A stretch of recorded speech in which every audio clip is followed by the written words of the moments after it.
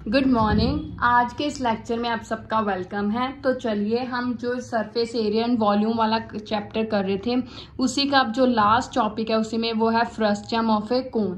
सबसे पहले फ्रस्टम क्या होता है, कोन तो हमने पढ़ा ही है, अब उसका फ्रस्टम क्या होता है। ठीक है, सबसे पहले इस वर्ड को समझते हैं। कोन क्या होता है, इस तरह का एक कोन होता है। ठीक है, चाहे ऐसे ले लीजिए चाहे ऐसे ले लीजिए, ये कोन होता है। ठीक है, अब अगर मैं एक प्लेट लूं, उस प्लेट से मैं इसको आधे से काट दूं, मान लीजिए यहां से मैंने काट दिया, इसको यहां से काट दिया, तो फिर क्या हो गया, ये ऐसे बन गया मेरे पास, ये ऐसे बन गया, ऐसे बन गया ना।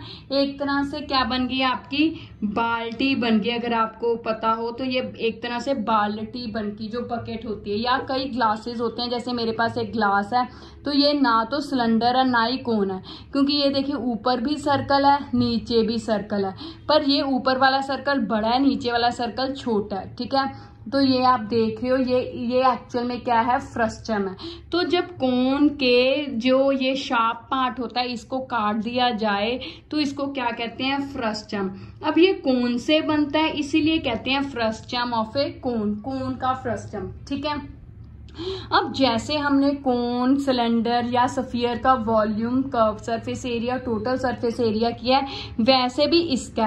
अब इसकी एक चीज है, क्या देखिए, ये इसकी हाइट हो गई। ठीक है, अब जैसे कोन में ये जो टेढ़ी होती है ये स्लांट हाइट होती है, उसी तरह इसकी ये स्लांट हाइट हो गई। ठीक है, लेकिन इसके रेडियस की बात अगर करें तो कोन में एक ही रेडियस होता है, क्योंकि एक ही सर्कुलर पार्ट होता है। लेकिन जो फ्रस्टम है इसके दो रेडियस होते हैं, एक R1 और एक R2। क्यों? क्योंकि फ्रस्टम में देखिए ऊपर बड़ा सर्कल है, नीचे छोटा सर्कल है, तो इसका मतलब ऊपर का रेडियस अलग होगा, नीचे का रेडियस अलग होगा। अगर ये दोनों बराबर हो जाए, ऊपर और नीचे वाला सर्कल बराबर हो जाए, तो फिर ये बिल्कुल सिलेंडर ही बन जाए, क्योंकि सिलेंडर में ऊपर और नीचे वाला सर्कल बराबर होता है, इसीलिए उसमें रेडियस एक ही R लेते हैं हम। ठीक है, फ्रस्टम में एक सर्कल बड़ा एक सर्कल छोटा, इसलिए उसमें दो R लेते हैं, एक R1 और एक R2। ठीक है, अब सबसे पहले कोन का फ्रस्टम क्या है ये हमने समझ लिया, एग्जाम्पल प्रैक्टिकली भी देख ली। ये ग्लास या घर घर में बकेट होती है, बाल्टी होती है पानी वाली, वो होती है। ठीक है, अब इसके तीनों फॉर्मूले देखते हैं। वॉल्यूम ऑफ फ्रस्टम, क्या फॉर्मूला, वॉल्यूम ऑफ फ्रस्टम का फॉर्मूला है जैसे कोन का फॉर्मूला 1/3 पाई r²h, तो इसका भी वही है 1/3 पाई h। अब r² है, यहाँ पे r², क्योंकि यहाँ पे कोन में एक r था, यहाँ पे 2 r है, तो यहाँ पे सिर्फ r का फर्क है। क्या है, r1² plus r2² plus r1 r2, ये है। ठीक है, दूसरा फॉर्मूला है इसका कर्व्ड सरफेस एरिया का। कर्व्ड सरफेस एरिया, कोन से इसके फॉर्मूले मिलते जुलते हैं, बस जहां पे वहां पे एक सिंगल आ रहा है, यहाँ पे वो 2 बार आ रहा है। कैसे, अब कर्व्ड सरफेस एरिया क्या, कोन का क्या था, पाई RL, यहाँ पे है पाई L R1 प्लस R2। ठीक है, अब वहां पे L जो स्लांट हाइट है उसकी वैल्यू क्या है, h² प्लस r² का अंडर रूट। यहाँ पे L की वैल्यू क्या है, h² plus R1 minus R2 का स्क्वायर अंडर रूट। ये सारा डिफर क्यों है, क्योंकि यहाँ पे दो रेडियस है। ठीक है, अब तीसरा फॉर्मूला जो है वो है टोटल सरफेस एरिया का। तो क्या है टोटल सरफेस एरिया इस फ्रस्टम का, वो है वैसे कि पाई L R1 plus R2 plus pi R1² plus pi R2²। दो सर्कल्स है तो दोनों सर्कल्स का एरिया, एक ऊपर वाले सर्कल का एरिया और एक नीचे वाले सर्कल का एरिया, और L की वैल्यू वही सेम है, h² plus R1 minus R2 का स्क्वायर अंडर रूट। ठीक है, तो ये h की वैल्यू सेम है। ये थी तीनों फॉर्मूले फ्रस्टम के, volume of frustum, curved surface area and total surface area. ठीक है, अब फ्रस्टम क्या होते हैं ये भी समझ लिया, उसके एग्जाम्पल भी देख ली, हर घर में ये एग्जाम्पल होती है, बकेट वगैरह। तो चलिए अब उसके क्वेश्चन देखते हैं। इसके क्वेश्चन बहुत ही ईजी हैं, तो चलिए देखते हैं क्या है क्वेश्चन। सबसे पहला क्वेश्चन है, कहता a drinking glass is in a shape of frustum of a cone. अब कहता है ड्रिंकिंग ग्लास, जैसे ये है मेरे पास, तो उसका कहता है जो ड्रिंकिंग ग्लास है, ये ग्लास है, मतलब कहता है ये फ्रस्टम की शेप में है, जिसकी हाइट 14 सेंटीमीटर है, मतलब इसकी हाइट कितनी है 14 है। तो अगर मैं इसकी बनाऊं तो ऐसे ग्लास हो गया, तो अब इसकी हाइट कितनी है 14 है। The diameter of its 2 circular ends are 4 and 2, मतलब 2 डायामीटर्स, ऊपर वाले का 4 नीचे वाले का 2, तो फिर रेडियस कितना हो गया 2 and 1 हो गया। फाइंड कैपेसिटी ऑफ ग्लास, अब इसके ग्लास की कैपेसिटी पता करनी है, तो क्या पता करना है, कैपेसिटी का मतलब वॉल्यूम पता करना है, ठीक है। तो सबसे पहले R1 क्या होगा 4/2, 2 सेंटीमीटर, हमें ये डायामीटर दिया है, हमें रेडियस चाहिए तो इसका हाफ करेंगे। R2 क्या होगा 2/2, 1 सेंटीमीटर, हाइट कितनी दी है मुझे 14 सेंटीमीटर। तो चलिए वॉल्यूम या कैपेसिटी, कोई भी वर्ड आप ले सकते हैं। कैपेसिटी ऑफ ग्लास मतलब फ्रस्टम क्या है, अब फॉर्मूला ये लिखा हुआ है 1/3 पाई h R1 square plus R2 square plus R1 R2, यही है। तो चलिए 1/3 पाई की, अब हमें यहाँ पे कुछ मेंशन नहीं किया, तो इसका मतलब मैंने पाई की वैल्यू कितनी लेनी है 22/7 लेनी है। 22/7, h कितना है 14, R1 कितना है 2 का स्क्वायर प्लस R2 कितना है 1 का स्क्वायर, R1 R2 क्या है 2 into 1, ठीक है।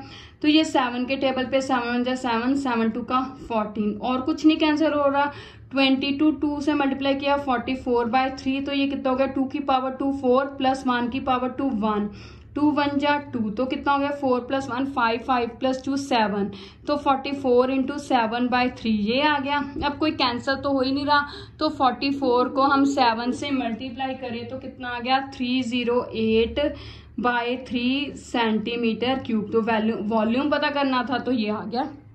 सिंपल ही था, सिंपल, हमें फॉर्मूला हमने यहाँ से देखा, उसकी R1 R2 H सब कुछ दिया हुआ था, वैल्यू पुट की तो हो गया, है ना इजी। तो सिंपल फ्रस्टम का हमें मतलब समझने आना चाहिए कि कोन का अगर जो शार्प पार्ट होता है, तीखा पार्ट होता है, उसको अगर हम काट दें तो जो छोटा सर्कल बन जाएगा वो एक्चुअल में फ्रस्टम की शेप बना देता है, ठीक है। तो चलिए अब अगला क्वेश्चन देखते हैं क्या है। अब इस क्वेश्चन में क्या कहा गया है, कहता the slant height of A frustum of a cone is 4 centimetre. मतलब कहता है एक फ्रस्टम है, जैसे कि ये हमारे पास फ्रस्टम है, ठीक है, और उसकी स्लांट हाइट मतलब ये जो टेढ़ी हाइट दी है वो कितनी है, उसकी लेंथ 4 है। एंड पेरीमीटर ब्रैकेट में circumference of it circular ends are 18 and 6। मतलब अब इस क्वेश्चन में हमें रेडियस नहीं दिया, पेरीमीटर या सर्कमफ्रेंस दिया, दोनों सर्कल्स का, ठीक है। जैसे हमारे पास मान लीजिए ये है मेरे पास एक वो है, क्या कहते हैं, हमारे पास फ्रस्टम है। अब इसकी ये जो टेढ़ी वाली है ये तो हमें दी है 4 सेंटीमीटर L है, ठीक है। अब ये दोनों सर्कल्स का मुझे क्या दिया है, सर्कमफ्रेंस दिया है, इसका सर्कमफ्रेंस 18, नीचे वाले का 6। कहता find curved surface area of frustum. अब हमने फ्रस्टम का कर्व सरफेस एरिया पता करना है, तो मेरे पास फॉर्मूला क्या है पाई L R1 + R2। पाई की वैल्यू हमें यहाँ पे 3.14 नहीं दी, तो 22/7 यूज करेंगे।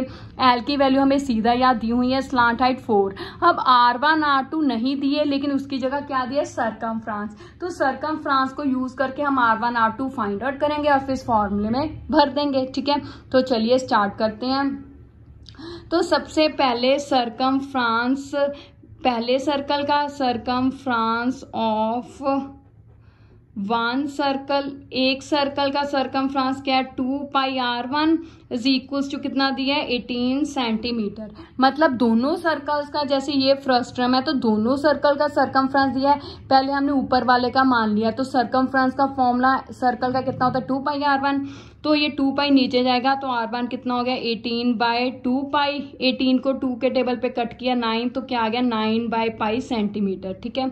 अब मेरे पास R1 आ गया 9/पाई सेंटीमीटर। इसको मैं पाई को सॉल्व नहीं करी, क्यों, क्योंकि मैंने प्रैक्टिस से ये जाना कि जब मैं इसका कर्व सरफेस एरिया पुट करूंगी तो ये कहीं ना कहीं कैंसिल हो जाएगा, ठीक है।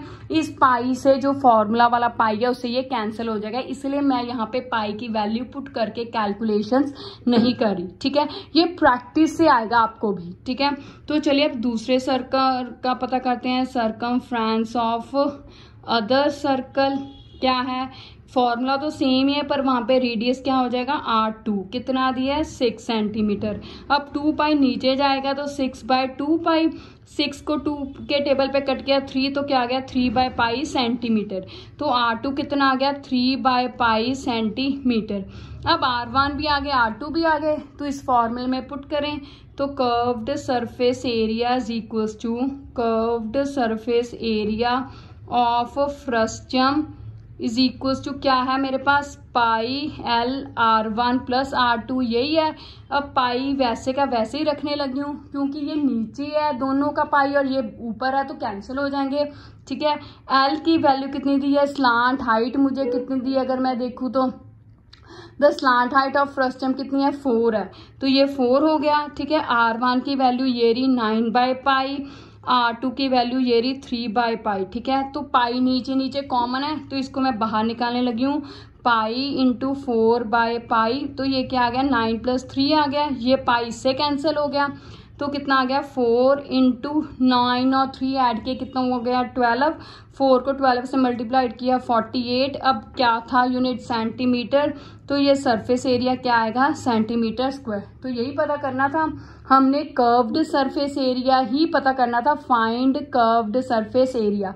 तो कर्व्ड सरफेस एरिया के लिए हमारे पास R1 R2 नहीं था, उसकी जगह उन्होंने सरकमफ्रेंस दिया हुआ था, तो हमने सरकमफ्रेंस यूज करके R1 R2 निकाला, फिर फॉर्मूले में फिल कर दिया, ठीक है। तो ये था आपकी ये 13.4 एक्सरसाइज के क्वेश्चंस है, फ्रस्टम वाला टॉपिक 13.4 एक्सरसाइज से है और ये उसके पहले 2 क्वेश्चंस हैं। अगले क्वेश्चंस हम अगले लेक्चर में करेंगे, पर आपने इस टॉपिक से रिलेटेड जो एग्जांपल्स है या और बुक से क्वेश्चंस की प्रैक्टिस करनी है। Thank you, have a nice day.